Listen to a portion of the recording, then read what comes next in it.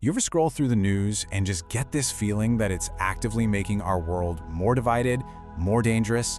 It's a heavy thought, right? Well, today we're going to explore a really powerful counter idea, a framework for how media could instead build what's called an architecture of peace.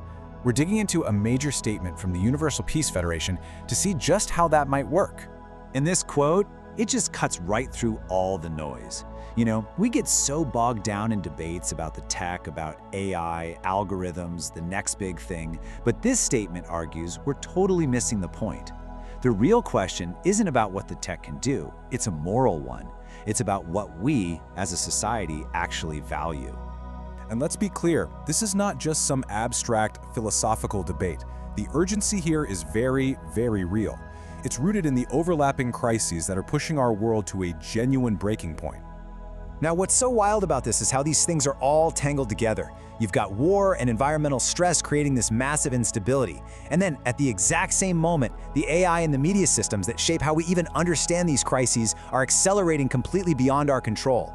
It is quite literally a perfect storm.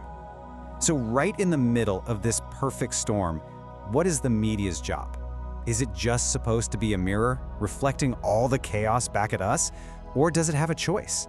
I mean, in a world that feels like it's on fire, are journalists the firefighters, or are they the arsonists? The path forward really splits in two, very different directions. On the one hand, media has this undeniable power to just pour gasoline on the fire. It's a master at amplifying outrage, at deepening our tribal loyalties, and making our divisions feel so much wider and more permanent than they might actually be. Come on, we've all felt this. But then, there's the flip side.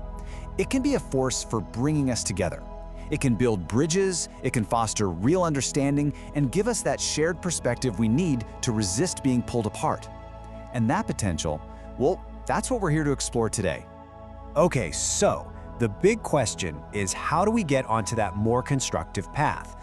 The framework we're looking at today says it all starts with one single foundational principle: recognizing that the absolute moral core of all communication is human dignity. The key term to know here is communication justice. And this is so much more than just who gets a platform to speak. It's defined as an ethical duty, a core responsibility to make sure that the way we tell stories, the way we report the news, fundamentally protects and honors the dignity of every single person. Now, I know what you might be thinking. Is this a call for censorship? And the answer is a hard no. It's actually the complete opposite.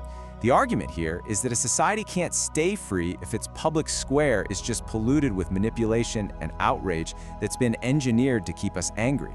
Protecting dignity is how you safeguard a healthy and truly free press. And this brings us right to the core blueprint of this explainer, the actual actionable framework for building what the Universal Peace Federation calls an architecture of peace. So before we unpack this blueprint, you're probably asking, who is the UPF anyway? Well, they're a global NGO and they have top-level consultative status with the UN, which is a pretty big deal. They've been working on media ethics for decades, and they even created a dedicated branch for it called the International Media Association for Peace, or IMAP. And listen, this isn't just them patting themselves on the back. Their credibility is recognized on the world stage. I mean, just listen to what the former UN Secretary General Ban Ki-moon said. He didn't just endorse their work, he called them a cornerstone for lasting peace. That's the kind of weight behind this framework. All right, so let's get into the nitty-gritty. What does this blueprint for an architecture of peace actually look like? Well, the UPF framework is built on four really powerful pillars, four key reflections for achieving what they call communication justice. Okay, let's break these down. First up, renewing ethical vocation. This is all about reclaiming the soul of journalism. It's saying that accuracy, fairness, and basic respect can't be optional extras. They have to be the absolute foundation if you want to earn public trust. Second, guiding AI with moral agency. This one is huge.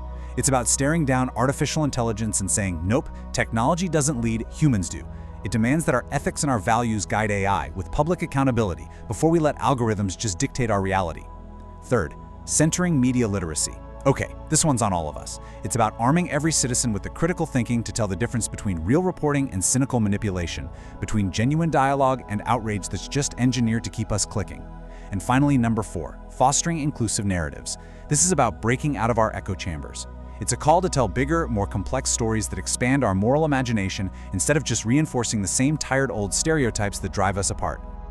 So when you take a step back and you look at all four of these pillars standing together, they start to point towards a much higher purpose for communication, something that goes way beyond just spitting out facts or breaking the latest story. And this quote, it just nails it.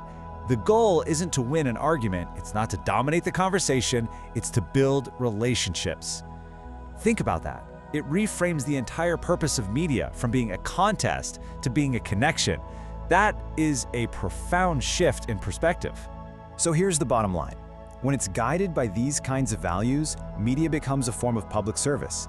It stops being just a business and becomes this vital institution that helps protect the vulnerable, creates a common ground where truth can exist, and empowers all of us to be more responsible citizens. And that really just leaves us with this one question to think about. In our current world, which so often rewards anger and division, what do we believe the true moral purpose of communication should be? It's a serious question, and it's not just for journalists or tech companies, it's for every single one of us.